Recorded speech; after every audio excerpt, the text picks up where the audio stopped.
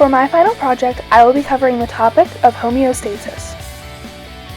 Homeostasis can be defined as the body's ability to maintain a stable, internal environment that includes the regulation of hormones, body temperature, blood pressure, and more. The first lab that I have chosen to align with this topic is the Week 3 lab titled Integumentary System. This lab discusses the layers of the skin. In this section, we learn about the different layers of the skin and how they work together to protect the innards of the human body. The thick, protective layers of the skin help to maintain homeostasis inside the body by protecting it from the harsh outer environment.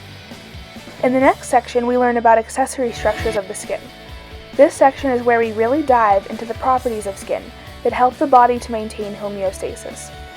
The big picture of this lab involves the integumentary system and its structure and functions, the main functions being protection and homeostasis of the body.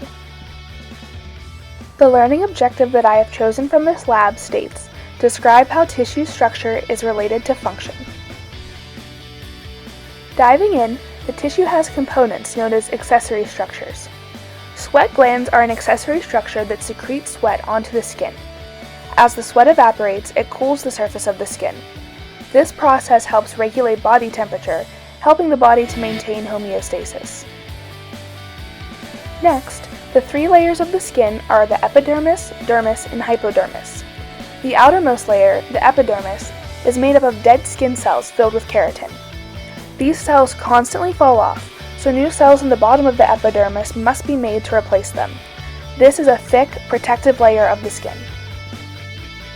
The middle layer is the dermis, and it is made up of two layers, known as the papillary and reticular layers.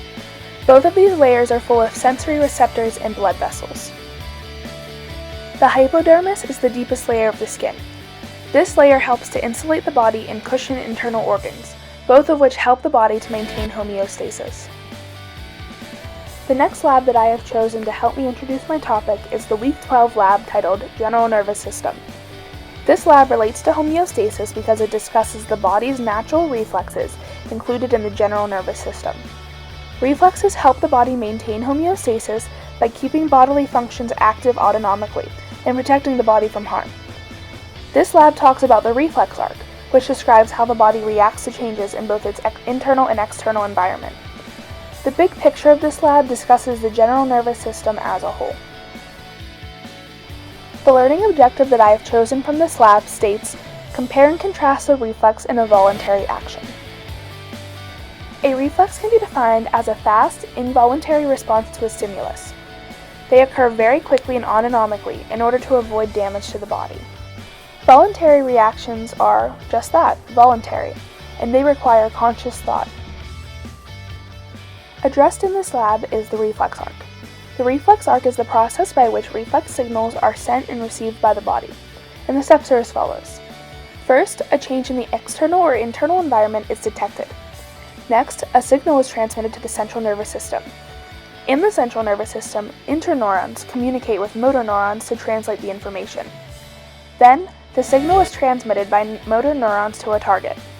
Finally, the stimulus is responded to by an effector. Here we have a diagram of the reflex arc. So first, a receptor will detect a change in the internal or external environment, in this case the finger detecting the flame, which is burning it. So this will cause sensory neurons or afferent neurons to transmit a signal towards the central nervous system. And within the CNS, interneurons will integrate that sensory information and communicate it with the motor neurons or efferent neurons. These motor neurons will then transmit the signal to a target or an effector, in this case it being the muscle. And this muscle will cause the finger to pull away from the flame. To summarize the material we've learned today, homeostasis is maintained in several different ways. The labs from weeks 3 and 12, the integumentary system and the general nervous system, highlight some of the ways that the body works to stay in equilibrium. Sweat glands will work to regulate temperature, and the thick layers of the skin provide protection and insulation. The body's reflexes also protect it from harmful effects of the outside environment. With these and more, the body is able to maintain homeostasis.